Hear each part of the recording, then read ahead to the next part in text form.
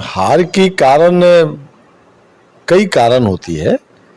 एक तो वह सीट हारने वाली नहीं थी, लेकिन वहां पवन सिंह जब आए तो कहीं ना कहीं आने के साथ ही भारतीय जनता पार्टी के सदस्य के रूप में हुआ। तो इस पर जो है भारतीय जनता पार्टी के लोगों, बड़े नेता को अविलंब उन पर कार्रवाई करनी चाहिए थी। उस कार्रवाई में थोड़ा पार्टी के नेता हैं मनोज तिवारी जी, जो उनका बयान आ गया कि मैं वहां उनके खिलाफ में प्रचार करने नहीं जाऊंगा। तो इस तरह से भी मतदाताओं में कंफ्यूजन क्रिएट, पूरी से जुड़े हुए कलाकार हैं भारतीय जनता पार्टी के अंदर, यानी दो खेमा हो।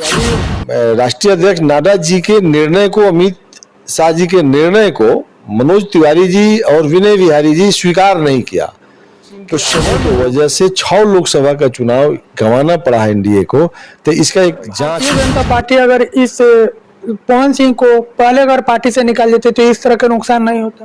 बिल्कुल नुकसान नहीं होता, क्योंकि करिए समस्याएं कई प्रकार के लोगों के मन में उत्पन्न होना शुरू हो गया, और मनोज तिवारी और विनय बिहारी जैसे लोगों को बयान देना, इसीलिए तो हम बोल रहे हैं कि भारतीय जनता पार्टी के राष्ट्रीय अध्यक्ष, भारत के प्रधानमंत्री अमित शाह जी, गृह मंत्री, सब लोगों को इसकी समीक्षा के निचले दर्जे के नेता जो लोग हैं वो कहीं ना कहीं भीतरघात किए।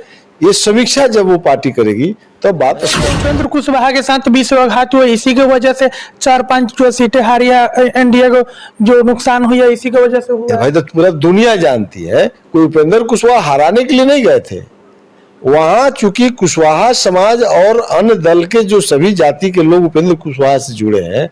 हम बोले ना कि शाहाबाद और मगध के इलाके में उपेंद्र कुशवाहा के बगैर एनडीए गठबंधन। आरके सिंह थे जो आरा से हार जाते हैं, मिथिलेश तिवारी थे जो अभी भाजपा में महामंत्री के पद पे थे, वो भी हार जाते हैं। कहीं ना कहीं यही कारण हो सकता है। कोई नहीं हारता अगर पवन सिंह के आने के चलते। आरके सिंह तो बोल दिए थे ना, आरके सिंह तो बयान दिया था कि इस पर जल्दी से जल्द कार्रवाई किया जाए पवन सिंह पर, लेकिन कार्रवाई करने में लोग विलंब किया। आरके सिंह ने तो गाहे बेगाहे अपनी बात को रख दिया। तिवारी को चुनाव हारना चाहिए। बक्सर भारतीय जनता पार्टी कैसे हार जाएगा जी?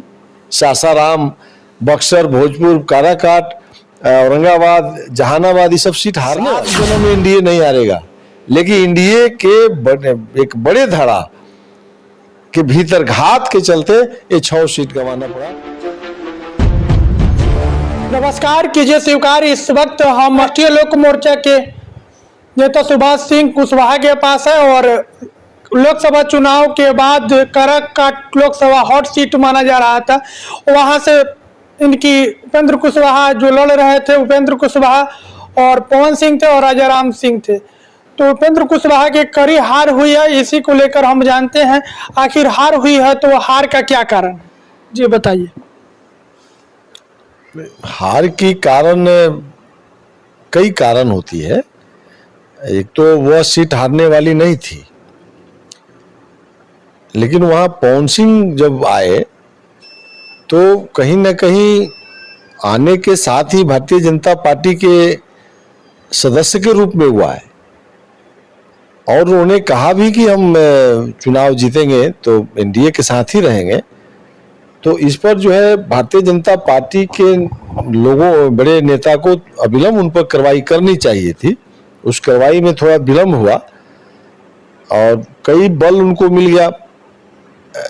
उस पार्टी के नेता हैं मनोज तिवारी जी, जो उनका बयान आ गया कि मैं वहां उनके खिलाफ में प्रचार करने नहीं जाऊंगा। तो इस तरह से भी मतदाताओं में कंफ्यूजन क्रिएट हुआ। और एक विनय बिहारी है, भारतीय जनता पार्टी के विधायक है लौरिया से, पश्चिम चंपारण में, उनका भी लगातार आया कि उनके खिलाफ में कोई नहीं बोलेगा। तो जो भोजपुरी से जुड़े हुए कलाकार हैं भारतीय जनता पार्टी के अंदर, यानी दो खेमा हो गया। तो यानी राष्ट्रीय अध्यक्ष नाडा जी के निर्णय को, अमित शाह जी के निर्णय को मनोज तिवारी जी और विनय बिहारी जी स्वीकार नहीं किया। तो सवर्ण वोट जो है वहां, ब्राह्मण, बिहार, राजपूत समाज जो है, इसका मैक्सिमम यानी उसकी 80% जो लोग हैं वो पवन सिंह के साथ खड़ा हो गए।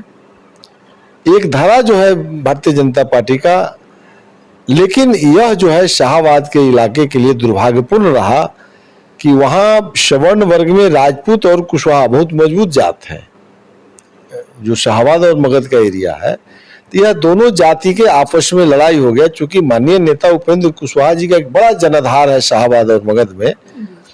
2020 के विधानसभा के चुनाव में भी हम लोग गैरन डेमोक्रेटिक सेकुलर फ्रंट बना के लड़े थे। नतीजा हुआ कि भारतीय जनता पार्टी शाहबाद के 22 विधानसभा में 21 विधानसभा जदयू और बीजेपी एक साथ मिलकर लड़ा और वो लोग चुनाव हार गया। तो उससे सीख लेना चाहिए था इस दल को। अभी हम लोग एनडीए बनाए, हम लोग साथ थे, तो वहां एक पवन सिंह के आने की वजह से 6 लोकसभा का चुनाव गंवाना पड़ा है एनडीए को। तो इसका एक जांच होना चाहिए, इसकी समीक्षा होनी चाहिए। और भारतीय जनता पार्टी एनडीए का बड़ा धारा है, तो निश्चित रूप से उन लोगों को इस पर जांच करके और भारतीय जनता पार्टी अगर इस पवन सिंह को पहले अगर पार्टी से निकाल देते तो इस तरह का नुकसान नहीं होता? बिल्कुल नुकसान नहीं होता, क्योंकि करिए समस्याएं कई प्रकार के लोगों के मन में उत्पन्न होना शुरू हो गया। और मनोज तिवारी और विनय बिहारी जैसे लोगों को बयान देना, इसीलिए तो हम बोल रहे हैं कि भारतीय जनता पार्टी के राष्ट्रीय अध्यक्ष, भारत के प्रधानमंत्री अमित शाह जी, गृह मंत्री, सब लोगों को इसकी समीक्षा करनी चाहिए कि आखिर शाहबाद में ऐसा क्यों हुआ। एक सीमा कुशवाहा द्वारा वीडियो में बोला जा रहा है कि भाजपा की तरफ से डमी कैंडिडेट के रूप में पवन सिंह को उतारा गया था, क्या ये सच है? देखिए, भारतीय जनता पार्टी का मतलब राष्ट्रीय अध्यक्ष नाडा जी हैं, वो क्यों करेंगे? भारतीय जनता पार्टी के राष्ट्रीय अध्यक्ष जी आए, प्रधानमंत्री जी चुनाव प्रचार में आए, गृह मंत्री जी आए, रक्षा मंत्री राजनाथ सिंह जी आए, यानी पूरी भारतीय जनता पार्टी के बड़े नेता आए। हम तो बोले ना कि भारतीय जनता पार्टी आज भी हम लोगों के साथ है, हम लोग भी आज भी एनडीए गठबंधन के साथ मजबूती से हम लोग खड़ा है, इसमें कोई शक संदेह नहीं है। लेकिन उसके निचले दर्जे के नेता जो लोग हैं वो कहीं ना कहीं भीतरघात किए। ये समीक्षा जब वो पार्टी करेगी तब बात स्पष्ट हो जाएगी। जो पार्टी से क्या नेता विश्वासघात किए उनको क्या पार्टी से निकालना चाहिए? अब क्या करेगी तो समीक्षा के बाद में भारतीय जनता पार्टी करेगी कि कौन दोषी है। तो दोषी कौन है इसका तो खोज होना ही चाहिए। लगता है क्या उपेंद्र कुशवाहा के साथ विश्वासघात हुआ, इसी की वजह से 4-5 जो सीटें हारी एनडीए को जो नुकसान हुआ इसी की वजह से हुआ? भाई तो पूरा दुनिया जानती है, कोई उपेंद्र कुशवाहा हराने के लिए नहीं गए थे वहां। चूंकि कुशवाहा समाज और अन्य दल के जो सभी जाति के लोग उपेंद्र कुशवाहा से जुड़े हैं, हम बोले ना कि शाहबाद और मगध के इलाके में उपेंद्र कुशवाहा के बगैर एनडीए गठबंधन अधूरा है। यह 2020 के विधानसभा में भी साबित हो गया। मगध का 43 और शाहबाद और मगध मिलकर 43 विधानसभा है और उसमें 40 विधानसभा ये लोग हार जाता है विधानसभा में। अगर वहां मगध के इलाके में कुशवाहा और सवर्ण वर्ग की दोस्ती नहीं होगी, उपेंद्र कुशवाहा जी को अगर न्याय नहीं मिला तो फिर एनडीए गठबंधन वैसे ही धराशायी हो जाएगी। इतने बड़े नेता आरके सिंह थे जो आरा से हार जाते हैं, मिथिलेश तिवारी थे जो अभी भाजपा में महामंत्री के पद पे थे, वो भी हार जाते हैं। कहीं ना कहीं यही कारण हो सकता है। कोई नहीं हारता अगर पवन सिंह नहीं आते। पवन सिंह के आने के चलते आरके सिंह तो बोल दिए थे ना, आरके सिंह तो बयान दिया था कि इस पर जल्दी से जल्द कार्रवाई किया जाए पवन सिंह पर, लेकिन कार्रवाई करने में लोग विलंब किया। आरके सिंह ने तो गाहे बेगाहे अपनी बात को रख दिया था। मिथिलेश तिवारी को चुनाव हारना चाहिए। बक्सर भारतीय जनता पार्टी कैसे हार जाएगा जी? सासाराम, बक्सर, भोजपुर, काराकाट, औरंगाबाद, जहानाबाद, ये सब सीट हारने वाला है। 7 जनों में एनडीए नहीं हारेगा, लेकिन एनडीए के एक बड़े धड़ा के भीतर घात के चलते ये 6 सीट गंवाना पड़ा। इसलिए जो है भारतीय जनता पार्टी को इसकी समीक्षा करनी चाहिए।